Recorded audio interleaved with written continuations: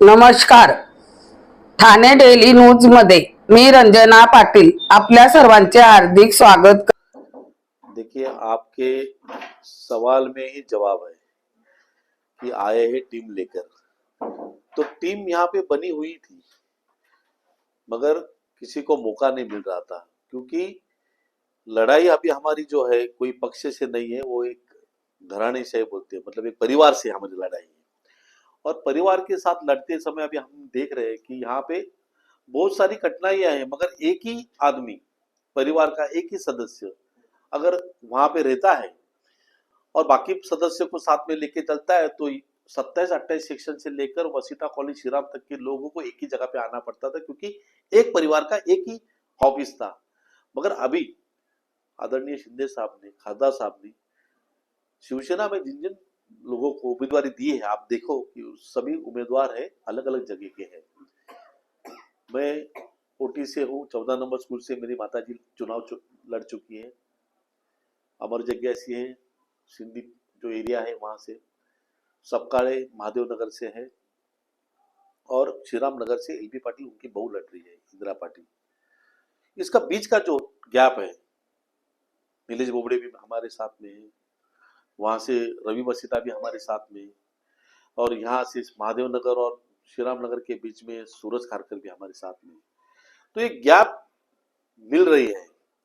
तो एक परिवार के साथ में हम जब लड़ने जाते हैं, तभी लोगों को भी पता हो, अभी चल गया है कि बाबा हमें कितना दिन इनके साथ में रहना चाहिए। लोग बोल नहीं पा रहे थे, क्योंकि एक ही परिवार हमेशा वही वही वही वही। कल उन्होंने कुछ तो भी ऐसा बोला है मराठीमध्ये, त्यांनी सांगितलंय की रावणाची लंका आडकीता सुपारी। आता रावण कोण आहे हे संपूर्ण उल्हासनगरला माहिती आहे, कोणी आतंक केला हे संपूर्ण उल्हासनगरला माहिती है, किसके छल कपट से किसको क्या भोगना पड़ा ये सब उल्लासनगर की जनता जानती है। तो मुझे लगता है कि इतने बड़े परिपक्व नेता जो है ना, वो कोई भी भाषा यूज करते समय उन्होंने उनके गरीबान में झांक के दिखना चाहिए कि हम किसके ऊपर टिक्का टिप्पणी कर रहे हैं। तो मुझे लगता है आने वाले दिनों में, मैंने कल भी एक जगह पे बोला कि हम लोग कोई उसके ऊपर टिक्का टिप्पणी नहीं करेंगे, मगर हमें वो मौका देते हैं बोलने का, तो मुझे बोलना पड़ता है। तो मुझे लगता है कि विकास जो 15 साल से उन्होंने कहा कि हम यहाँ पे हैं, तो 15 साल के राजनीति में ये 4 साल छोड़े तो उनका ही दबदबा था, ऐसे आप लोग कह रहे। तो मेरे दबदबे में पानी किधर चला गया? वो पानी की टंकी किधर गायब हो गई? लोगों का कचरा क्यों नहीं हटाया जाता है? मतलब ये जो मूलभूत सुविधा है, ये भी अगर वो दे नहीं पाए, तो अभी लोगों ने ठान लिया है कि इस बार परिवर्तन जरूर होगा। अरुण जी, 15 साल से उनका यहाँ पर दबदबा है, ये आपने भी कहा, शहरवासी भी कहते हैं। लेकिन उन 15 साल के दबदबा को उनके वार्ड में आकर उनको तोड़ना, तो जनता की जो यहाँ पर जो तकलीफ है, कौन सी बातों का निवारण आज तक किया ही नहीं गया है, जो जनता इस बार आपको चुनेगी? अगर वो कबूल करे कि हमारा दबदबा है, तो जनता फैसला कर देगी। ये तो आपने कहा उनका दबदबा है। अगर वो खुद कहते हैं कि हमारा दबदबा है, तो जनता फैसला कर देगी।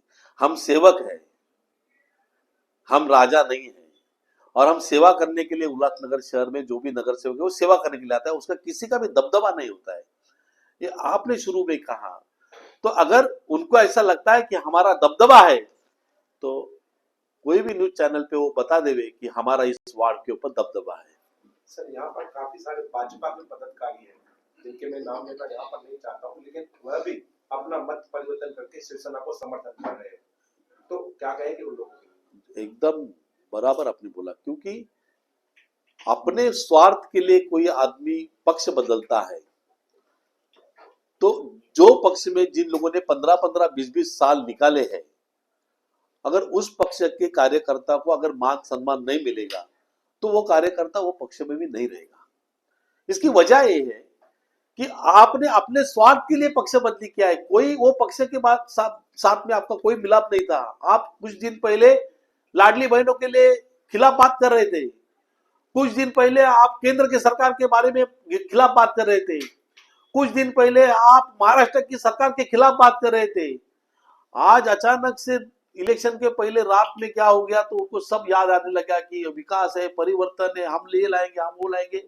हम यही बात उनको बताना चाहते हैं कि आपकी दिशा भटक गई है, आप रास्ते पे आ जाओ।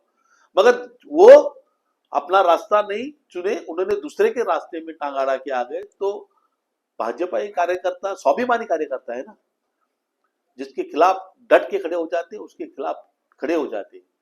ये आरएसएस की शिकवण है, उनको पढ़ाया जाता है कि देश धर्म प्यार क्या होता है।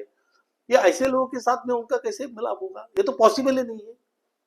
सर एक आखिरी सवाल, अगर उल्लासनगर शहर में शिवसेना की सत्ता आती है तो शहर की जनता ये समझे कि इस बार भी लीलाता यशा शहर की महापौर बनेगी? नहीं नहीं, महापौर कौन बनेगा, किसका बनेगा, ये तय है कि हाँ शिवसेना की सत्ता बनेगी। मगर हमारे पक्ष प्रमुख आदरणीय शिंदे साहब ही तय करते हैं कि महापौर कौन बनेगा या किसको खड़ा करना है। यह अधिकार न किसी को है न किसी को मिलेगा। हम सिर्फ आदेश और आदेश का पालन करते हैं। धन्यवाद सर। अरुण भाई, भारतीय जनता पार्टी ने इस बार पूरे पैनलों में लाडली बहन योजना का श्रेय भी खुद लिया है। लाडली बहन योजना में सभी महिलाओं को बुलाकर उनका सम्मान भी किया है। इस पर शिवसेना क्या कहेगी? देखिए, महिलाओं का सम्मान करते हैं तो हमें बहुत फक्र है कि कोई भी पार्टी हो, अगर वो किसी महिला का सम्मान करते हैं तो हमारे लिए फक्र की बात है। मगर इस पैनल के जो उम्मीदवार हैं, इन्होंने कोई महिला का सम्मान किया है? रावण की भाषा अपने मुंह से निकाल के राम के प्रति है ऐसा बताने वाले आज क्या एक नारी को उन्होंने न्याय दिया है? तो मुझे ऐसा लगता है कि लाडली बहन योजना ये हमारे यूटी के सरकार में थे, तभी ये यूबीटी में थे। ये तो लोगों को बता रहे थे कि फॉर्म मत भरो, ये आएगा नहीं। आप उनके रिकॉर्ड सुनिए, मैं झूठ बोलता हूं तो उसमें उन्होंने कहा है की योजना बंद होणार आहे, हा जुमला आहे, या इलेक्शनच्या पूर्वी दाखवलेला तुम्हाला आहे, बहिणींना पैसे मिळणार नाही, और आज उसका श्रेय ले रहे हैं। तो मुझे लगता है कि वो एक नारी को इस उल्लासनगर शहर ने देखा है कि एक नारी को अगर वो मान दिला नहीं सके तो मुझे ऐसा लगता है कि रावण की भूमिका में अभी कौन है और कौन बेचारा राम अपनी सीता को ढूंढ रहा है, ये पूरी जनता को मालूम है।